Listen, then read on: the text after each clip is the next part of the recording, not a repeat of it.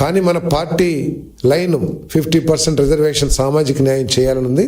కాబట్టి మీరు ఎవరిని చేసుకున్నా ఏం చేసినా ఉన్న వాటి అన్నిటిలో 50% ఎస్సీ బీసీలకు వచ్చేటట్లు మీరు చర్యలు తీసుకోండి అని చెప్పాను. చెప్తే పలానా వ్యక్తికి ఇవ్వండి, ఈ వ్యక్తికి ఇవ్వండి అని కూడా నేను చెప్పలేదని చెప్పేసి మనం చేస్తాను. అదేవిధంగా డీసీ వచ్చింది, మాకు 2 డీసీలు ఉన్నాయి.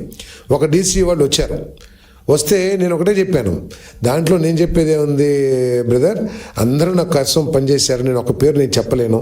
5 టీసీల్లో ఒక డీసీ కావాలి కాబట్టి 5 మన పెద్దలందరూ కూర్చుని మీరు నిర్ణయం తీసుకుంటే దానికి నేను సంతకం పెట్టాల్సి వస్తే సంతకం పెట్టి, లేకపోతే ఫోన్ చేసి చెప్పి నేను చేస్తాను చెప్తే దీంట్లో ఇన్వాల్వ్ కానని కూడా నేను చెప్పడం జరిగిందని చెప్పేసి మీకు మనం చేస్తాను. నేను ఎక్కడ కూడా కాకపోతే ఇంతకుముందు నాకు వైసీపీలో ఉన్న సామాన్య ప్రజానీకంతో, నేను కూడా ఒక వైసీపీలోనో కాంగ్రెస్లోనో ఉండి వచ్చా కాబట్టి సామాన్య ప్రజానీకానికి నేను దగ్గరగా ఉండటానికి ప్రయత్నం చేసేవాడిని నా రాజకీయ జీవితం అంతా కూడా.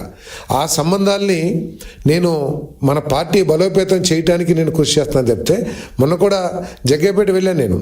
అక్కడ నాయకులు కూడా నేను నా పక్కన కూర్చున్న వాళ్ళు చాలామంది చూస్తుంటారు, ఏమైనా మీరు పద్దాకా వస్తున్నారు, మీరు అక్కడ వైసీపీలో ఉండి నా దగ్గరికి వస్తే నాకు ఇబ్బంది, మీరు రావద్దు, మీరు ఏదన్నా పార్టీలోకి వచ్చేటైతే నా దగ్గర సహాయం కోసం కానీ దేనికన్నా రండి అని చెప్పి, నేను ఏదో ఒక మన లోకేష్ గారితో గొర్రెల కాపర్లకు మీటింగు, పబ్లిక్ మీటింగ్ ఏర్పాటు చేయదలుచుకున్నాను పెద్ద ఎత్తున.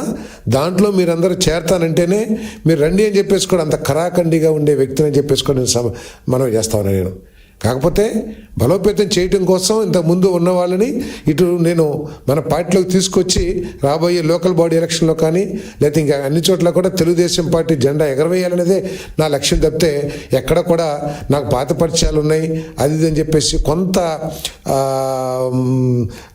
కొన్ని పత్రికల్లో రాసినందుకు కొంత మనసు బాధ వేసినా కూడా నేను ఒకటే చెప్తున్నా, ఆ తానులో వాడినైనా కూడా ఆ తానులో నుంచి నన్ను నేను చింపుకొని తెలుగుదేశం పార్టీ సిద్ధాంతాలు, ప్రత్యేకంగా చంద్రబాబు నాయుడు గారు లోకేష్ పని విధానం, వారి ఆలోచన విధానం నచ్చి నేను వచ్చాను. కాబట్టి భవిష్యత్తులో కూడా నేను ఇటువంటి సంఘటనలు జరగకోకుండా చూసుకుంటానికి కూడా నేను ప్రయత్నం చేస్తాను. ఇంటెలిజెన్స్ వారు ఉంటారు, వారితో ఆల్రెడీ చెప్పాను కూడా నేను పోలీసు ఉన్నతాధికారులకి, నా దగ్గరికి ఎవరు వస్తుంది ఏంటి కొంచెం నాకు సమాచారం, నాకు తెలియకుండా కూడా చాలామంది వచ్చేస్తున్నారు, ఫోటో తీసుకుంటామనో లేకపోతే గ్రామంలో ఈ సమస్య ఉందనో అని చెప్పేసి వస్తున్నారు. కాబట్టి రాబోయే రోజుల్లో ఇటువంటి మనస్తాపాలు ఏమీ జరగకోకుండా ఉండటం కోసం నేను చర్యలు తీసుకుంటాను కూడా మనం చేస్తూ, మరి అదంతా కూడా కేవలం ఎక్కడ కూడా పార్టీ ఇన్వాల్వ్మెంట్ లేదు ఈ కార్యక్రమంలో.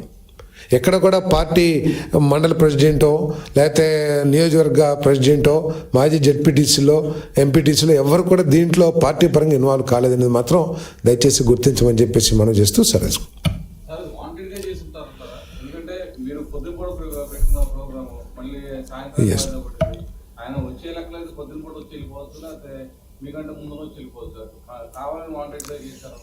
వాంటెడ్గా చేశారని అనుకోవడానికి కూడా కొన్ని అవకాశాలు కనపడతా ఉన్నాయి. ఎందుకంటే ఈ ట్రోల్ కూడా ఏదైతే సోషల్ మీడియాలో వాళ్ళు కూడా ఎక్కువగా చేశారని చెప్పేసి కొంతమంది మిత్రులు చెప్తా ఉన్నారు. సో వాళ్ళు ఉద్దేశపూర్వకంగా చేస్తుంటేనే అటువంటి సోషల్ మీడియాలో ఇటువంటి అల్లరి చేసే కార్యక్రమం ఉంటుంది. చేసుంటారేమో, లేకపోతే ఈ మధ్య మనం చూస్తూ ఉన్నాం జగన్మోహన్ రెడ్డి గారి నాయకత్వం పట్ల విసిగి వేసారి ఆయన తీరును తప్పుపడుతూ చాలామంది వైసీపీ నాయకులు తెలుగుదేశం పార్టీలోనో జనసేనలోనో చేరుతున్న విషయం అందరికీ తెలిసిందే. ఒకవేళ ఆ విధంగా అటువంటి తాపత్రయమో అటువంటి ప్రయత్నమో ఏదైనా చేసుకుంటూ ఉన్నాడేమో నాకు తెలీదు. సో ఏదైనా జరిగి ఉండొచ్చు, కేవలం దురుద్దేశంగానే వచ్చి ఉండొచ్చు, లేకపోతే ఇంకేదైనా ఆలోచన చేసి ఉండొచ్చు. సో ఏదైనా కూడా అది తప్పు. పూర్తిగా తెలుగుదేశం జనసేన ఆధ్వర్యంలో జరుగుతున్న కార్యక్రమంలో ఈ విధంగా వచ్చి ఇటువంటి వైషమ్యాలు చేయటం అంత కరెక్ట్ కాదేమో అని చెప్పేసి కూడా నేను భావిస్తాను.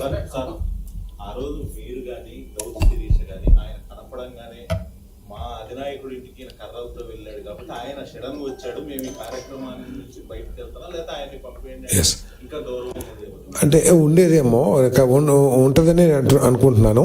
కాకపోతే ఆ కార్యక్రమాన్ని గనక నా ఆధ్వర్యంలోనో లేతే శిరీష్ గారి ఆధ్వర్యంలోనో జరుగుంటే పూర్తిగా దాన్ని ఆ విధంగా నియంత్రించుకుంటే కొంత అవకాశం ఉండేది.